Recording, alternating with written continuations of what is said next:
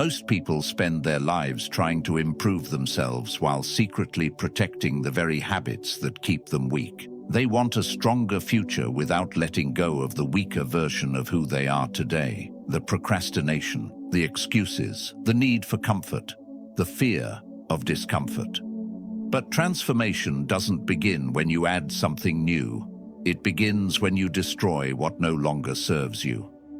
Stoicism teaches that self-mastery is not about becoming someone else. It's about conquering the parts of yourself that are holding you hostage. Every day, there is a battle taking place between the person you are and the person you could become. And the moment discipline defeats excuses, focus defeats distraction, and courage defeats fear, you become unrecognizable, not to the world, but to the weak version of yourself you finally left behind.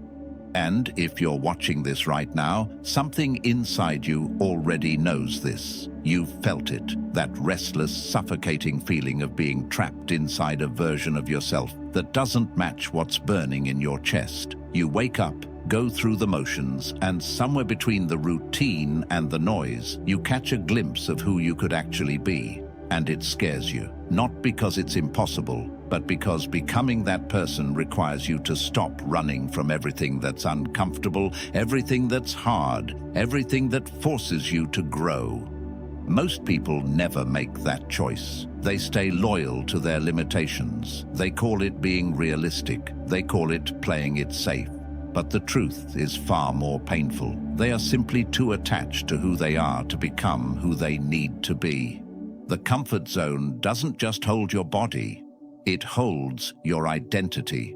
And the moment you try to leave it, every insecurity, every past failure, every voice that ever told you that you weren't enough, it all rises up at once and dares you to go back.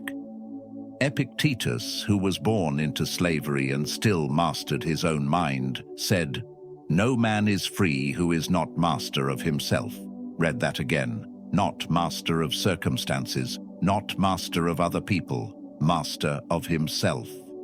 Because freedom isn't found in having more, it's found in needing less validation, less comfort, less permission from a world that never had the authority to define you in the first place.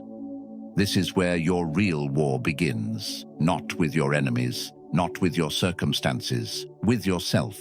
With every soft agreement you've made with mediocrity, with every time you chose the bed over the discipline, with every dream you quietly buried because the version of you that existed at the time wasn't strong enough to carry it. That version served a purpose, but its season is over. What you're about to hear isn't motivation. Motivation fades. This is surgery, precise, deliberate, and necessary.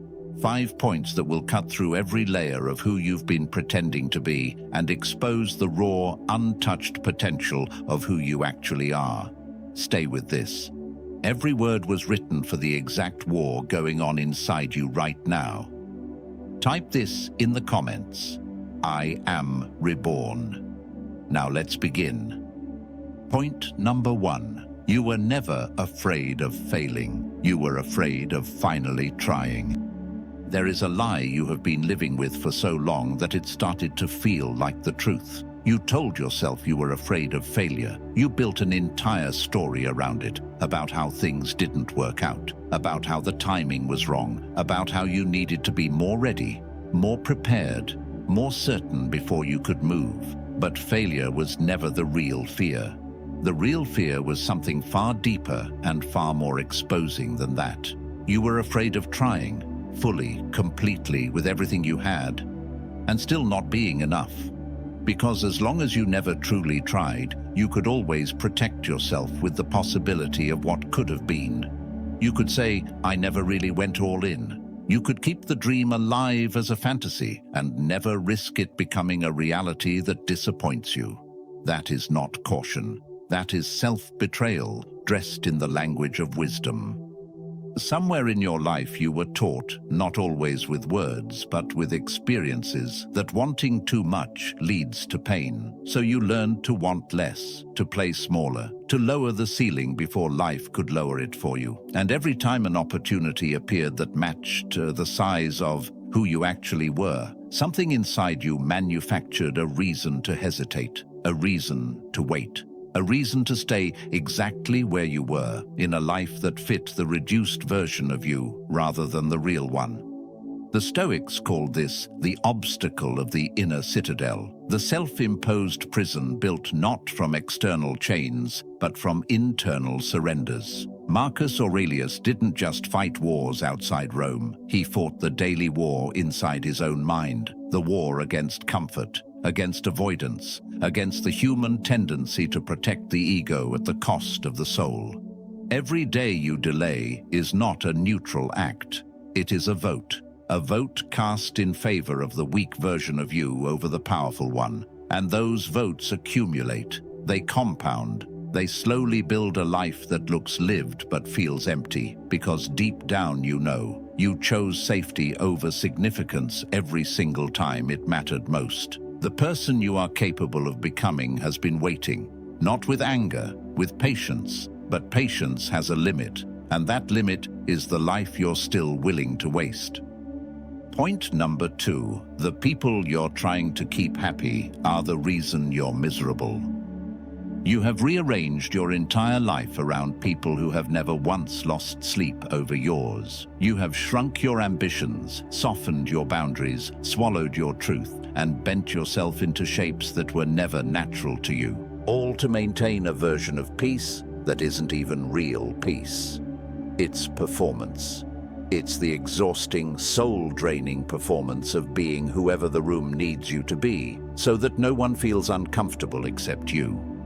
And the most painful part isn't that people took advantage of that. The most painful part is that you allowed it. You handed people the remote control to your self-worth, and then wondered why you always felt empty. You made their approval the condition for your confidence. You made their comfort the ceiling of your growth. And every time you felt that pull, that gut level knowing that you were made for something more, you looked around at the faces of people who needed you small, and you chose them over yourself, again and again and again. This is not loyalty. This is self-abandonment with a noble disguise. Epictetus wrote, "If anyone tells you that a certain person speaks ill of you, do not make excuses about what is said of you, but answer, 'He was ignorant of my other faults, else he would not have mentioned these alone.'" What Epictetus understood that most people never grasp is this: other people's perception of you is their own internal business. It has nothing to do with your actual worth, and everything to do with their own unresolved limitations. The moment you internalize that, the entire prison collapses. Because here is what nobody tells you about people-pleasing. It doesn't come from kindness. It comes from fear. Fear of rejection. Fear of abandonment, fear of being seen as difficult, ungrateful, or too much. And so you make yourself less to make others comfortable, and you call it love, when really it is just fear operating in a costume. The transformation you are searching for will never come from a version of you that is still seeking permission from people who are themselves lost. You cannot build an unrecognizable life while still being controlled by very recognizable fears. The most radical thing you will ever do is decide that your own voice matters, and then actually listen to it, even when it costs you the approval of everyone around you. That cost is not a loss. That cost is the price of becoming free. Point number 3. Comfort didn't protect you. It just made you softer for the pain that was coming anyway. You chose comfort because you thought it would protect you. You stayed in the familiar job, the familiar relationship, the familiar routine, not because it was fulfilling, but because at least you knew what kind of pain it brought, and the unknown felt more dangerous than the suffering you had already learned to manage. So you stayed, you adjusted, you normalized a life that was slowly suffocating you because at least it was predictable. At least it was yours. At least it didn't require you to risk anything you hadn't already lost. But here is what comfort never told you. It was never protecting you from pain. It was just delaying it while charging interest. Every year you spent avoiding the discomfort of growth, Life was quietly accumulating a debt. And that debt doesn't get forgiven. It gets collected in regret, in bitterness, in that particular kind of sadness that has no dramatic story behind it, just the quiet, devastating realization that you spent years of your life playing defense against a life that deserved your full offensive attack. The human mind is wired to seek safety. That is not weakness, that is biology. But you are not just biology. You are consciousness, you are will. You are the only creature on this earth that can look at its own fear and choose to walk directly into it. And that choice, that single, terrifying, liberating choice, is where every version of greatness in human history was born. Not in the absence of fear, inside it. Seneca wrote, "It is not that I am brave, it is that I value something more than I fear it." That sentence contains the entire architecture of self-mastery. It is not about eliminating the fear. It is about building something inside yourself that becomes more important than the fear. A standard, a vision, a non-negotiable commitment to the person you are in the process of becoming.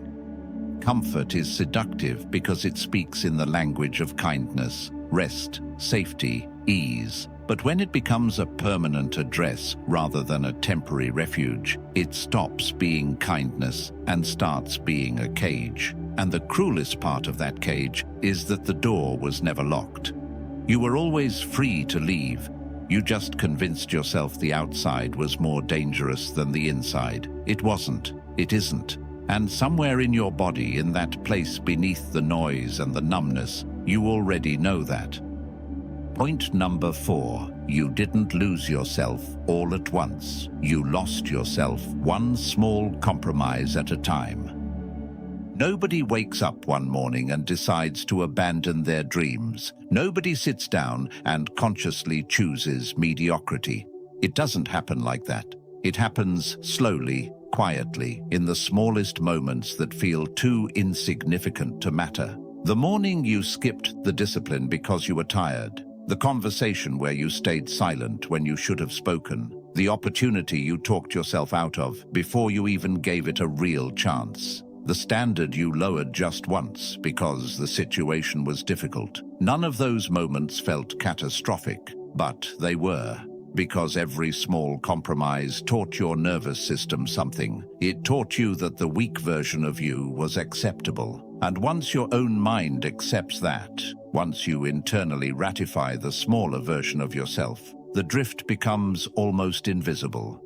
This is the psychology that nobody talks about when they speak of self-destruction. It is rarely dramatic. It is rarely one defining moment of failure. It is the accumulation of 1,000 tiny surrenders, each one feeling reasonable at the time, each one quietly building a version of you that you never consciously agreed to become. And one day you surface, maybe in a quiet moment, maybe in the middle of the night, and you look at your life and feel a distance between where you are and where you always imagined you'd be. And you cannot point to the exact moment it happened because there wasn't one. There were thousands. Zeno of Citium, the founder of Stoicism, built an entire philosophy around one radical premise: that the quality of your life is determined entirely by the quality of your inner decisions, not your outer circumstances, not what happened to you. What you decided in response to what happened to you. Every single time, including the small times, especially the small times. Because the small decisions are where character is actually built or destroyed. Anyone can make the right choice when the stakes are visible and the audience is watching. The real test is who you are when nobody is watching, when the decision feels minor, when the cost of compromise seems negligible. That is where your actual identity is being written, not in your grand gestures, but in your private ones. Every compromise you stop making today is a brick in the foundation of the person you're becoming. You do not rebuild yourself in one explosive moment. You rebuild yourself in the quiet, unglamorous, relentless accumulation of better decisions made when it would have been easier to make worse ones. That is the real art of self-mastery, not the highlight, the habit, not the moment, the momentum. Point number 5. The version of you that survived everything is the version the world has never seen yet. You have been through things that would have permanently broken someone else, situations that had no clean resolution, pain that came without warning and left without apology. Seasons of your life where you were carrying weight that nobody around you could see, holding yourself together in public while quietly falling apart in private. And yet, you are still here. Not just existing, still moving, still searching, still carrying something inside you that refuses to completely die, no matter how many times life has tried to bury it. That is not ordinary. That is not something everyone has, and you have been treating it like it means nothing. The survival you've been through was not accidental. It was preparation. Every time you were broken down and had to rebuild, you didn't just return to who you were. You returned with information, with depth, with a kind of earned wisdom that cannot be taught in any room, bought with any amount of money, or handed to you by any mentor. It was forged in you through fire, and fire does not destroy what is meant to last. It removes everything that was never supposed to be there in the first place. Marcus Aurelius wrote in his own private journal, words he never intended the world to read, "You have survived the tragedies you thought would end you. What makes you believe the next one will be any different?" He wrote that not as a threat, but as a reminder that the evidence of your resilience already exists inside your own history. You don't need to manufacture confidence from nothing. You need to look at what you have already survived and let that become the foundation of what you now dare to attempt. The version of you that exists on the other side of self-mastery is not a fantasy. It is not some distant, unreachable ideal that belongs to people who had better circumstances or easier beginnings. It is the natural result of what happens when someone who has already survived the worst finally stops apologizing for wanting the best. When someone who has already proven they can endure finally decides to channel that same energy into building rather than just surviving. You have spent long enough surviving. The season of just getting through it needs to end, because survival was never the destination. It was the training ground. And everything you endured, everything you lost, every version of yourself that had to die along the way, it was all making space.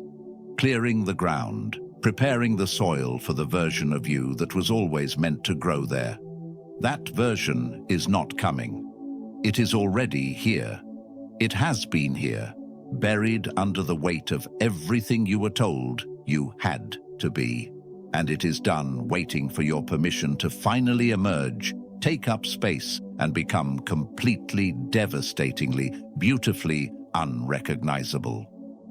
The war is already won. You just have to show up for it. Every single thing covered in this video points to one unavoidable truth. The transformation you have been waiting for was never going to be handed to you. It was never going to arrive through a perfect set of circumstances, a sudden surge of motivation, or a version of your life that finally became easy enough to handle. It was always going to demand something from you, something real. Something that costs you the comfort, the excuses, the false identities, and the small agreements with mediocrity that you have been quietly maintaining for longer than you want to admit. The weak version of you was not your enemy. It was a chapter. It served the season it was built for. But you are not in that season anymore. And carrying that version of yourself into the next chapter of your life is not loyalty. It is sabotage. The most powerful decision you will ever make is the decision to stop negotiating with who you used to be and start building without compromise toward who you are becoming. Stoicism does not promise you an easy life. It promises you something far more valuable, an unconquerable mind. A self that cannot be rattled by circumstances because it is anchored in something deeper than circumstances, and that kind of self is not found.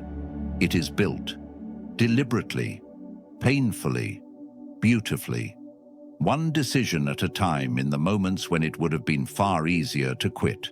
You already know what needs to die. You already know what needs to be built. The only thing left is the choice, made not once, but every single day, in every moment that tests whether you mean it. Make the choice. Become unrecognizable. The world has never seen the real you, and it is time. Type this in the comments. I am transformed.